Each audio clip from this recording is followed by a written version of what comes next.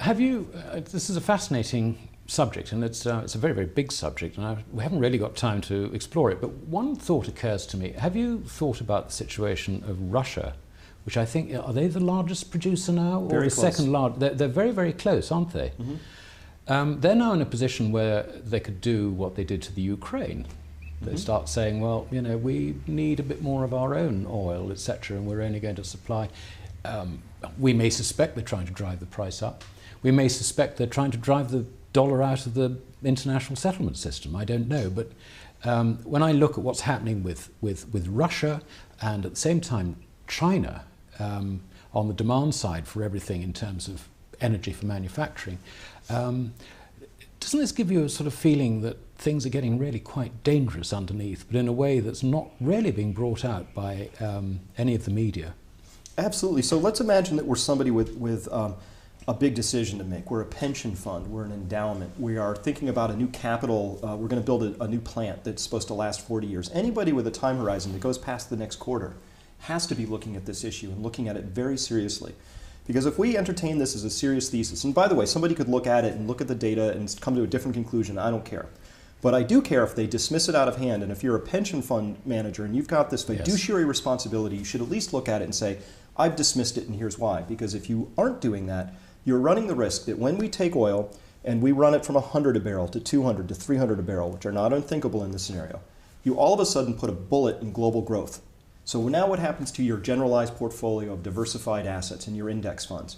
What is the proper price for an index of stocks if we take the growth parameter and we ratchet it down to 0? And we think it's going to be 0 for the next decade. Well, it has a very different price associated with it. You're probably going to, almost every pension fund I've looked at either holds a 7, a 7.5, 8, or 8.5% return. That's the bulk of them. That's the underlying assumption, isn't it? Has to be there. And they haven't been anywhere near that. Of course not. For, of course for not. Years. And with bonds, you know, with so-called safe bonds yielding 0%, there's really no. You're going to have to get extraordinary returns. And equities really peaked on an inflation-adjusted basis anyway. Even on a nominal in 2000. basis. 13 years. Yes. 13 years with 0% nominal returns. You know, ex-dividends for stocks. And the pension fund actuaries are still saying, well, you know, the long-run return is 7.5%. They're clinging to that, right? Amazing, isn't it? Right, and the big risk to that story is this oil story, which says, just give me the thesis that says, here's how we grow without oil growth being there, because they've been so coincident with each other for so long. That's something in the data series I can take back to, you know, the early start of this last century. Here's the oil consumption for a nation. Here's how much its economy actually grew in real terms. We can put those two pieces together and find a very nice match. Right. So there's just an extraordinary risk here. And so we hold all of that constant, and what are the world central banks doing in this low real growth environment? They're just throwing money in, just Absolutely. throwing more and more money in. And that's a recipe. Can we touch on the third E, the environment? How does that come into your crash picture? Well, I'm really here looking at resources for the most part. There's some unknowable cost with shifting weather, and we don't know, you know, that's completely unpredictable. There's bad science there, I feel. Yeah, it's going to be tricky too, because is your area going to become more temperate or less, or drier or wetter or colder? We don't really actually know. That's completely chaotic. We can just say maybe things won't be quite the same as they have been, and there's some evidence to suggest weather's getting a little weird. But leaving that aside, I'm really looking at just key resources we can get hard data on. These are things like very unsexy stuff, tin and molybdenum and copper, silver. And when we look at those, we have a story here that says that in just 150 years of industrialization, we have managed to take almost all of the high-grade ore deposits in the world and go through them. And now we're working on lesser and lesser ore-grade deposits. So in the story of copper, the first copper we were mining, these were ore grades that were incredible, 10, 12, 15%. And now we're mining stuff that regularly grades in at 0.2, 0.1%. And the question then becomes, well, what do we do for the next 150 years? But even that obscures it. So here's an interesting fact I love. We've been producing oil commercially since 1859. And so you think, oh, well, we've got 150 years of oil production under our belt. The key fact is this: half of all the oil that's ever been burned has been burned during the lifespan of a 22-year-old. Really, that's amazing. Because we've been using because 2 or 3% more increasing every year. incrementally, yes. Exponentially even. Yes. So we've been using more and more and more, and that's the whole system.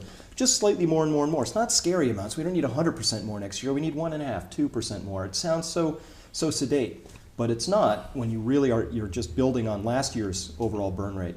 So the question then becomes, well, what do we do for the next 22 years if we've burned half of all the oil burned in just the prior 22 years. Well, it's going to be some larger number if we want everything to operate the same. So when I look at mining under these circumstances, I say, listen, to prosecute a 0.1% copper mine means you're going to dig an extraordinary amount of material out of the ground in order to get your 1 pound of copper. In this example, 1,000 pounds. So forget if that makes economic sense. Copper's at $3.50 a pound. I can get this out at $3.20. I win, right? Think about the energy cost embodied in that. There's huge energy cost, isn't there? Yes. Absolutely huge. And so my prediction would be that as energy costs start to rise, we'll start to make other rational decisions or even economic decisions that appear rational, which say, we're not digging that big hole in the ground to get that copper out anymore. We're going to have to find some other way of either making do without that copper or recycling more aggressively or using some other substitute of which we don't have any for certain applications for copper. We're going to have to shift. And so that's really what my overall story here is, that there's so many warning signs, it doesn't matter which E we want to peer into, that say there's a very big structural shift coming to how we do business. And so if that's my one summary, is business as usual is over. Forget it, yes.